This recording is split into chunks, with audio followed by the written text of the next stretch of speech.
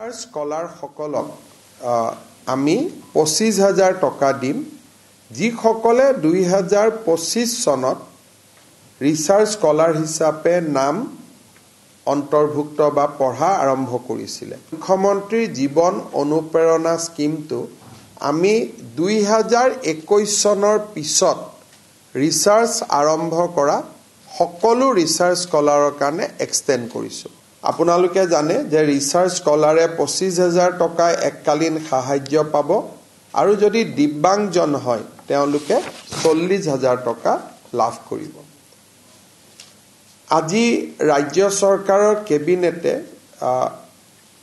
৪৯.৫,৮৮০ কোটি টকাৰে ৰাফলি 50 crores বুলি আমি ক'ব পাৰোঁ টকা বেৰে বদৰপুৰ টাউনত এটা ৱাটাৰ সাপ্লাই স্কিম নিৰ্মাণত অনুমোদন জনাইছে। এই ৱাটাৰ সাপ্লাই স্কিমটো যোনে নিৰ্মাণ কৰিব ৭ বছৰৰ কাৰণে তেওঁলোকে মেইনটেইনো কৰিব লাগিব। জল জীৱন মিছনৰ যিসকলে কাম কৰি আছে কন্ট্ৰেক্টৰ তেওঁলোকক আমি বহুত দিনে বিল আদি দিব পৰা নাই। মুখ্যতঃ তাৰ কাৰণ হৈছে যে ভাৰত চৰকাৰেও আঁচনিটোৰ পুনৰ ইক্ষণ কৰি আছে। বিভিন্ন অভিযোগৰ পৰিপ্ৰেক্ষিতত ভাৰত চৰকাৰে দেশৰ বিভিন্ন স্থানলৈ টিম পঠিয়াইছে আৰু আমি জল জীৱন মিছনৰ কন্ট্ৰেক্টৰ সকলক পাৰফৰ্মেন্স গ্যাৰেণ্টি টকাটো উভতাই দিবলৈ আজি কেবিনেটে সিদ্ধান্ত লৈছে। ইয়াৰ ফলত প্ৰায় ১৫০০ কোটি টকা জল জীৱন মিছনৰ ঠিকাদাৰ সকলে বা কন্ট্ৰেক্টৰ সকলে পাবলৈ সক্ষম হ'ব।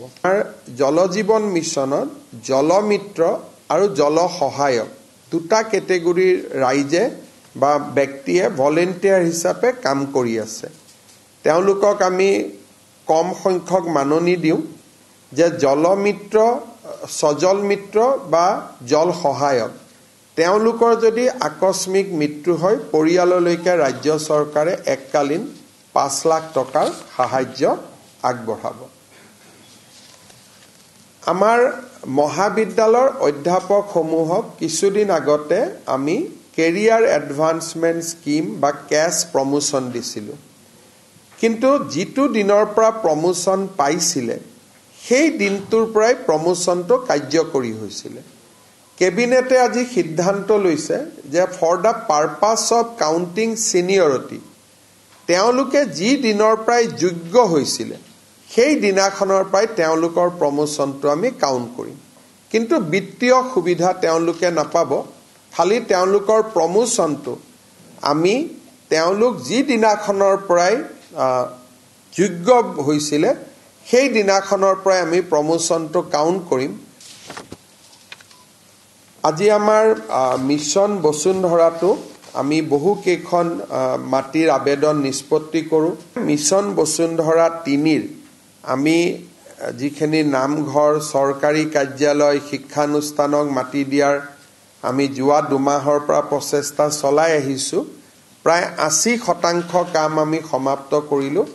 ২০% কাম আমি আগষ্ট মাহত সমাপ্ত কৰিম। আপোনালোকে জানে যে মাৰ্ঘেৰিটা সমষ্টিত Tirap tribal belt and block বুলি এটা আমাৰ ট্ৰাইবেল বেল্ট এণ্ড ব্লক আছে।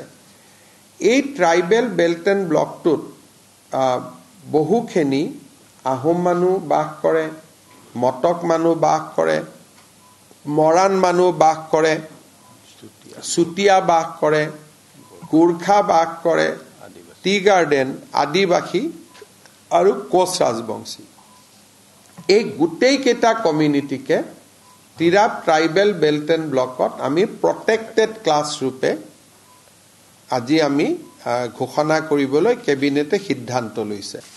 কেবিনেটে আজি আমাৰ অইল ইণ্ডিয়া আৰু মাৰ্ঘেৰিটাৰ কোল ইণ্ডিয়াৰ কিছু মাটি বাৰীৰ সমস্যা আছে।